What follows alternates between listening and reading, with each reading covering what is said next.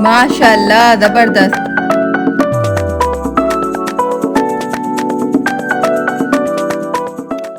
Viewers, कैसे हैं आप सब लोग? इंशाल्लाह ताला सब ठीक ठाक होंगे। आज मैं बना रही हूँ माश की दाल ढाबे स्टाइल की।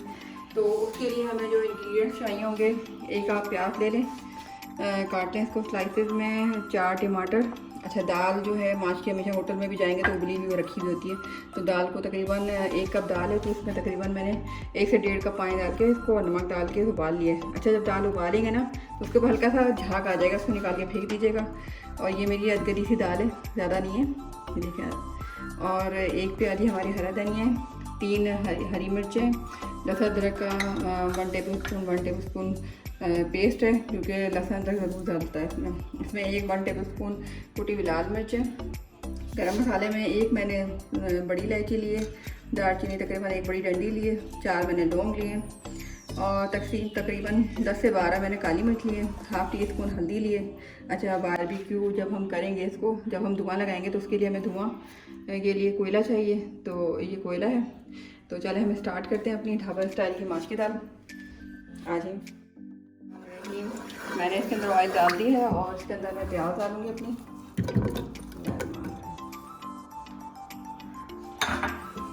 इसको हम थोड़ा सा फ्राई करेंगे, थोड़ा सा लाइट ब्राउन हो जाएगी तो फिर हम अपने दूसरे इंग्रेडिएंट्स डालेंगे। अच्छा, कोयला को मैं आखिर में भूनी दूँगी इसकी। तो अच्छा, जब भी ना प्याज डालें तो डायरेक्ट गरम तेल में मत डाला करें, क्योंकि जब हम गरम तेल में डालते हैं तो छींटें उड़ना शुरू हो जाती हैं। वो सारे हमारा कुकिंग रेंज जो चूल्हा है, हमारे कपड़े सब जगह होते हैं, तो मतलब ठंडे तेल के अंदर ही आप प्याज डाल दें ताकि वो उसी में ही बनना शुरू हो जाए, तो छींटें भी नहीं आएंगी। ये एक टिप है जो मैं आपको बता रही हूँ, तो ये करके देखें।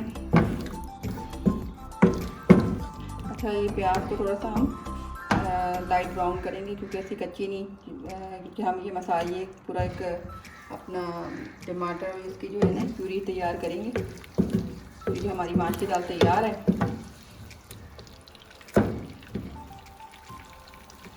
अच्छा, मेरे बेटे को बहुत ज़्यादा पसंद है माश की दाल, तो वो बहुत शौक से खाता था, इसलिए फिर मैंने ये सीखी कि मुझे आनी चाहिए, क्योंकि बाज़ार से जो माश की दाल लेते हैं होटलों से, उस पर ऑयल और ये चीज़ें। अच्छा, वो होटलों में क्या करते हैं कि माश की दाल में जो ऑयल होता है आखिर में वो कौरमे का या फिर कढ़ाई का जो उनके पास ऑयल रखा हुआ होता है ना, अलग से वो रखते हैं ऑयल जो रेड कलर का होता है, वो ऊपर से डाल देते हैं सब्ज़ी के तौर पे। आपके पास भी अगर कौरमा या कढ़ाई गोश्त या किसी का जो ऑयल रखा हुआ तो वो आप डाल सकते हैं, तो वो बिल्कुल वैसे ही कढ़ाई या कौरमे का खुशबू से आना शुरू हो जाएगी। ये इनकी मतलब होटलों की एक ट्रिक है, वो हमेशा दालों पे इससे जो है ना ऑयल जो ज़्यादा डाल के वो रख लेते हैं। निहारी पे भी देखा होगा आपने कि निहारी वैसे तो वैसे मिलती है, मगर जब वो देते हैं तो उसके ऊपर वो 1 चम्मच तड़का जो तेल होता है इसका बनाने के टाइम मसाला जब भूनते हैं तो वो डाल देते हैं। उससे क्या होता है कि खुशबू भी अच्छी आती है, कलर भी अच्छा आता है और देखने में भी खूबसूरत लगता है। तो मैंने कहा ये भी मैं आपको बता दूँ, तो मैंने इस वक्त तो नहीं रखा, वरना मैं डालती हूँ। अगर मेरे पास होता है तो मैं डाल देती हूँ, अगर भाई वैसे ही इतने मज़े की बनती है दाल। मगर आपको बिल्कुल वैसे ही होटल स्टाइल की चाहिए तो वो उसके लिए आपको बाकायदा कढ़ाई गोश्त या फिर कौरमे का जो ऊपर का तड़का होता है, ऑयल होता है, जिसको ग्रेवी कहते हैं या सालन तड़का, तो वो आप डाल के देखें तो आपको वाकई ऐसे ही लगेगा होटल का, फिर होटल वाले ऐसे ही करते हैं। तो ये देखें हमारी प्याज तकरीबन फ्राई हो रही है। मसाला ऐड करते हैं तो मैं बनाऊँगा। तो गरम मसाले को हम ऑयल में फ्राई करते हैं, भूनते हैं तो उसकी खुशबू अलग आती है। डायरेक्ट सब्जी डाल देते हैं तो वो खुशबू दब जाती है, तो इसलिए हम कोशिश करें कि मसाला जो गरम मसाला होता है तो आप अलग से फ्राई करें। जबकि खुशबू अब ये देखें इसकी बड़ी बड़ी इलायची की और दालचीनी की बड़ी प्यारी सी खुशबू आ रही है। अगर हम वैसे सब मसाला डाल देते हैं तो ये खुशबू दब जाती है। हमारी बड़ी इलायची और दालचीनी को पहले अच्छी तरह भून लेंगे, इसकी खुशबू आ रही है, तो इसका मतलब ये है कि ये तैयार है हमारे प्याज। और अब हम इसके अंदर डालेंगे लहसुन अदरक का पेस्ट। लोग इसके अंदर चम्मच से डालते हैं, मैं हाथ से डालती हूँ ज़्यादा, लगता भी ज़्यादा बेहतर है। अच्छा, अदरक ज़्यादा डालिए इसके अंदर ना, फिर वो बादी होती है माश की दाल, तो अंदर से क्या होता है वो बादी कम ख़त्म हो जाता है। और वो लाइट ही रहती है। अब देखें लहसुन अदरक का जो कच्चापन है ना वो इस तरह मिल जाएगा। इसमें हम डालेंगे कुटी हुई लाल मिर्च और हल्दी। इसको डालना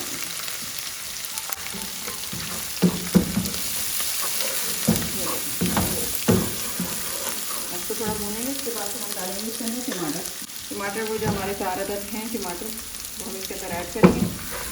इसमें हमारे टमाटर 4 अदद हमने स्लाइस में काटेंगे, ऐड कर दिए।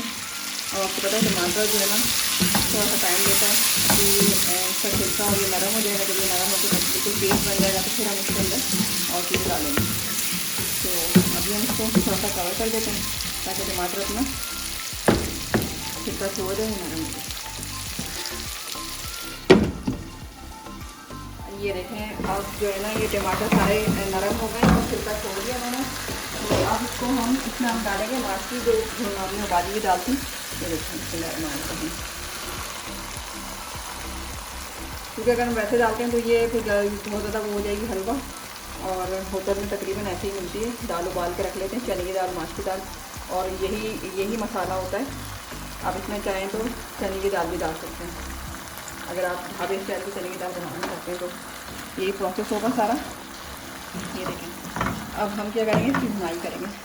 भुनाई करने के बाद ये हमारा कोयला है, इस पर फिर हम दम लगाएंगे। ये देखें आप इसके अंदर चाहें तो वही जो मैंने आपको कहा था कि कढ़ाई वाला ऑयल जो होता है वो, क्योंकि दाल बिल्कुल रेडी करके वो दे देते हैं। आपने देखा होगा 5 मिनट के अंदर वो दाल तैयार करके दे देते हैं। वही इस तरह ही करते हैं।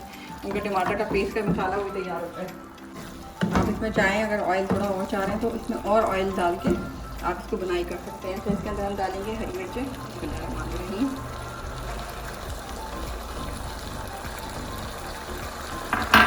थोड़ा धनिया डालेंगे,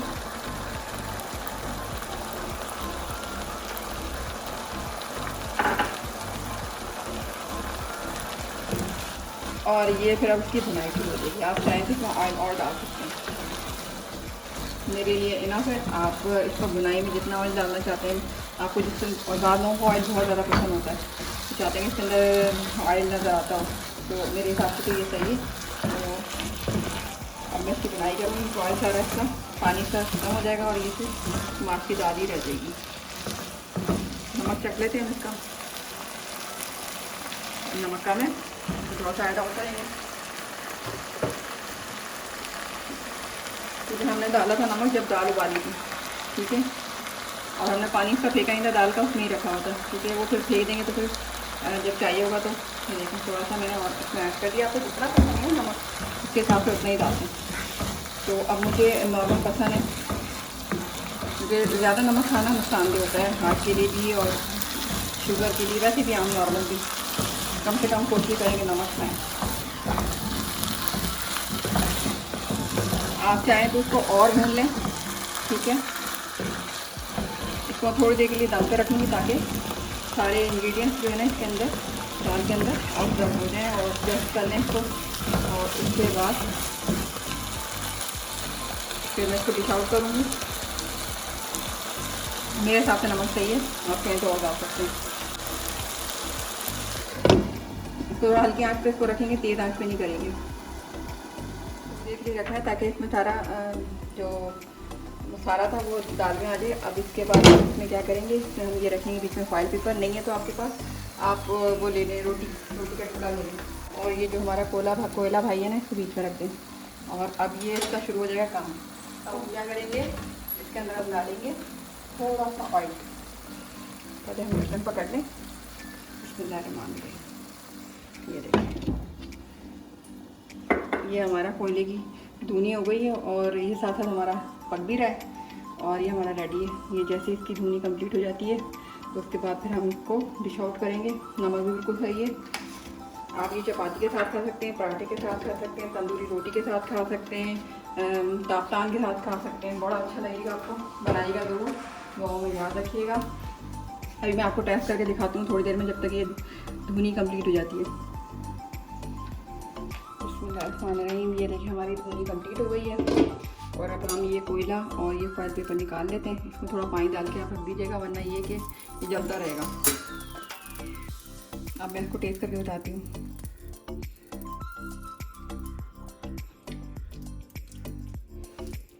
माशाल्लाह ज़बरदस्त, बहुत मज़े की बनी है ये और मॉइस्ट भी है। देखें मैंने ज़्यादा इसको फ्राई नहीं किया क्योंकि फिर वो बहुत ज़्यादा खिली खिली और बहुत ज़्यादा ड्राई हो जाती।